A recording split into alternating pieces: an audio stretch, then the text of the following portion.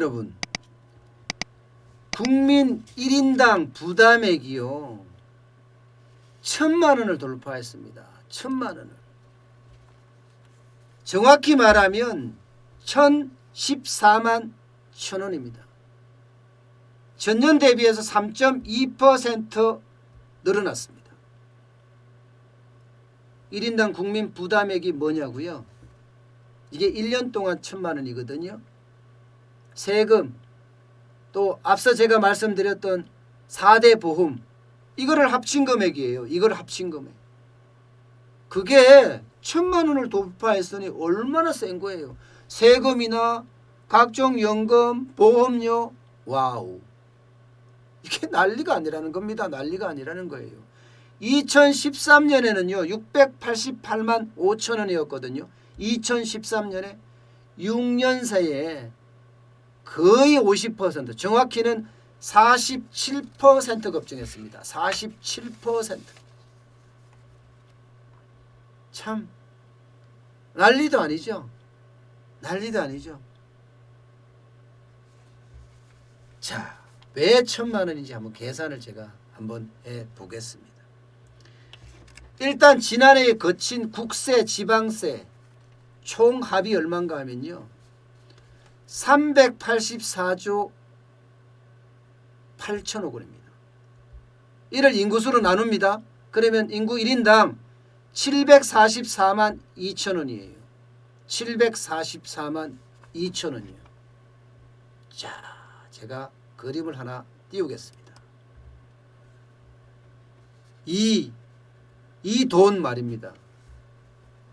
1인당 국세와 지방세만 내는 것만 하더라도 744만 2천 원. 여기다가 국민연금 이러면요 92만 4천 원 냅니다. 92만 4천 원. 건강보험 113만 9천 원이에요. 113만 9천 원. 여기에다가 고용보험 이러면 21만 5천 원입니다. 21만 5천 원. 국민연금, 건강보험, 고용보험 이거 다 합치면 227만 8천 원이에요. 227만 8천 원. 그리고 사회보장 기여금 있죠. 노인 장기 요양보험이라든가 산재보험이라든가 다른 공적연금 합치면 42만 1천 원입니다. 그러면 이걸 다 합치면요 114만 1천 원입니다. 114만 1천 원. 와, 엄청나죠. 그러니까 1년에 국민 1인당 1,014만 1천 원, 죄송합니다. 114만인데 1,014만 1천 원이에요. 1,014만 1천 원. 그러면 저는 5인 가족이잖아요. 5인 가족에 우리 어머니 아버지까지 계신단 말입니다. 사실 그러면 7인 가족인데 1년에 지금 얼마 낸다는 거예요. 1년에. 야, 참 이거 벌어내겠습니까 어디? 예, 물론 단순하게 계산했어요. 단순하게. 우리 어머니 아버지 같은 경우에야 뭐 노령연금도 받고 그러니까 또 다른 문제긴 한데 또 세금도 그만큼 안 내고 하기 때문에 그런 문제긴 한데요. 어쨌든 간에 국민 1인당 1,014만 1천 원이라고 하니 이게 뭐 적은 금액이 아니잖아요. 국민 부담률도요. 국민 부담률도 26.8%에서요. 2019년에 27.4%로 역대 최고치를 경신했습니다. 앞으로요 여러분 더 올라가요 이거. 더 올라갑니다. 더 올라갈 수밖에 없어요. 예. 자, 2017년에서 2018년 1년간 국민 부담률 역대 최고 포인트 1.4%포인트 올라갔어요. 그런데 말입니다. 이게 OECD 평균 해갖고 따지고 보면요. 우리가 가지고 있는 국민 부담률 적다 이렇게 말하거든요. 27.4%인데 OECD 평균 국제협력기구 경제협력기구 OECD는요 34.2% 낮다 이거예요. 그렇게 여당이나 청와대는 이야기하거든요. 그런데 속도가 엄청나게 빠릅니다. 이게 더 문제라는 거예요. 경제는 뭐든지 마찬가지로 연착륙보다는 경착륙이 더 충격을 줍니다. OECD 평균 국민 부담률은 1년에 0.8%포인트 증가하고 있어요. 2013년에서 2017년까지 4년간 말입니다. 대한민국이요 2.3%로 훅 뜁니다. 2.3%포인트면 OECD하고 완전히 달라지는 거죠. 예. 지금 게다가 문재인 케어 때문에 건강보험료 부담은 앞서 제가 말씀드린 대로 훨씬 더 커지고 있어요. 건강보험료 자체가 9.7%나 늘어났고요. 장기요양보험료 납부액도 28.7%나 확 하고 뛰었습니다. 그런데 여러분 문제는요. 앞으로예요. 앞으로. 대한민국 앞으로 굉장히 어려워지는 그런 구조거든요. 왜냐고요? 저출산 고령화. 와 1년에 한 명도 안 낳습니다. 한 명도. 0.98 뭐 0.8 이때예요. 한 명도 안 낳는다고 하면 인구는 점점 줄어들죠. 그런데 베이비 부모 세대들은 점점 늘어나고 있어요. 점점. 은퇴를 하니까 말입니다. 1년에 베이비 부모 세대들은 100만이 넘습니다. 100만이. 그런데 요즘 출생률이 어떻게 1년에 30만이 깨졌다는 이야기까지 나와요. 30만이 깨졌다. 아주 단순하게 계산하면요. 지금 태어나는 아이들은 부담이 엄청난 거예요. 고령화에 대한 부담 말입니다.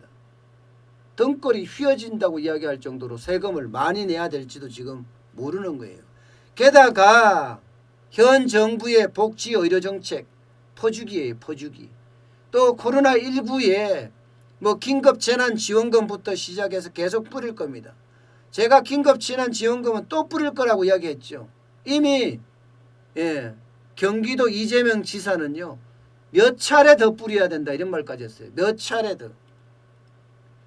이렇게 되면 국민 부담액은 점점 올라갈 겁니다. 점점. 당장 건강보험료만 하더라도요. 2017년에 올렸어요. 그래서 올해 6.67% 지금 내고 있거든요. 2017년에는 6.12%였습니다. 결국 건강보험료 또 올릴 겁니다. 고용보험기금 작년에 2조 적자 났습니다. 올해 이대로 가면 10조 이상 적잖아요. 그래서 긴급재난지원금에 관제 기부를 해서 여기다 맞겠다는 거 아니겠어요?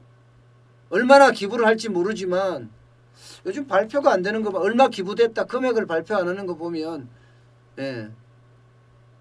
뭔가 좀 이상이 있는 것 아니냐 이런 생각이 좀 들기는 하는데 어쨌든요. 10조죠.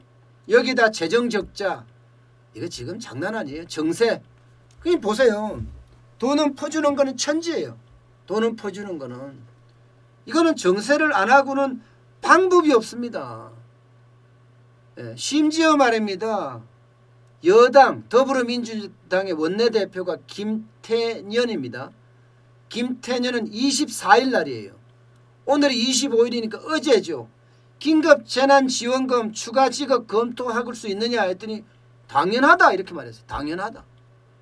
결국은 긴급재난지원금 저는 또 뿌릴 거라고 이미 예측을 해서 말씀을 드렸습니다. 미국도 또 뿌린다고 하잖아요. 우리도 또 뿌릴 거다. 이게 그런데 당연한 게 아닙니다. 여러분. 미국은 기축통화입니다. 기축통화. 기축통화이기 때문에 돈을 찍어내도 다 소화가 돼요. 한국은 이거 소화 안 됩니다. 여러분. 결국은 국민 세금 정세밖에 답이 없어요.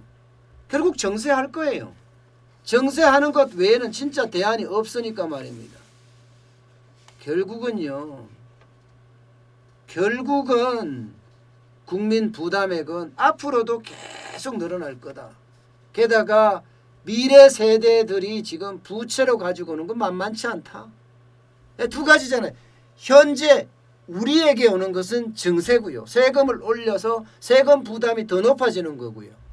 참 버는 거 없는데 또 세금 높아질 수밖에 없는 그런 구조가 된다니까 아유 한숨 나오죠. 예. 여기에다가 국가 부채가 늘어나는 것은 미래 세대가 다 갚아야 돼요. 미래 세대가. 원래 이대로 가잖아요. 원래 이대로 가서 아마 3차 추경은 30조 이상을 가지 않을까 저는 그렇게 생각을 합니다. 이미 그런 이야기 나오고 있고요.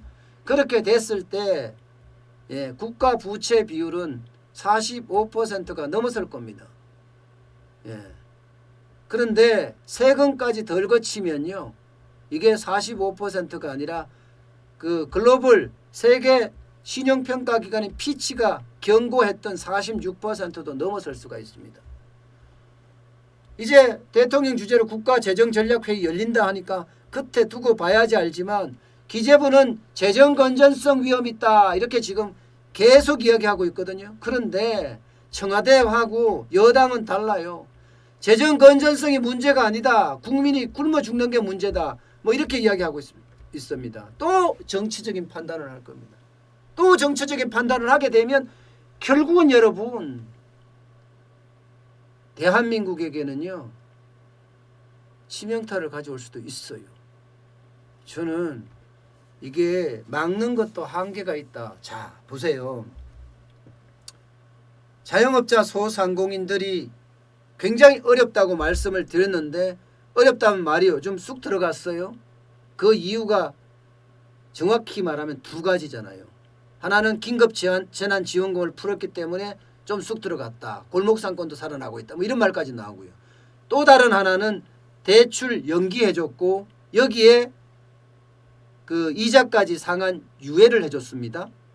예, 이 두 가지가 쑥 들어간 거예요. 그런데 코로나19가 계속하면 더 어려워질 겁니다. 결국은 더 어려워질 거예요. 그랬을 경우에 어떻게 할 건가? 저는 결국은 자영업자 소상공인의 어떤 위험이 그대로 노출되지 않을까 하는 그런 두려움마저 있습니다. 그렇게 되면요. 점점 국민 부담액은 높아질 수밖에 없습니다. 4대 보험도 그렇고요. 증세도 그렇고요.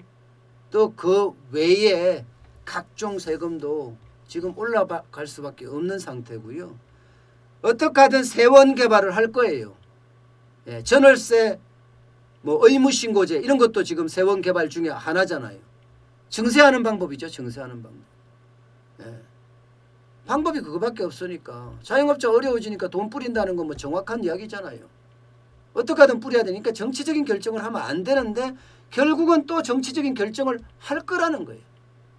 이게 지금은 좋아진 듯 보이지만 이거는 아편입니다. 아편. 예. 그래서 앞으로의 어떤 국민 부담액 우리 세대도 마찬가지고 미래 세대도 마찬가지고 점점 그 부담은 늘어간다 이렇게 말씀드릴 수가 있을 것 같습니다.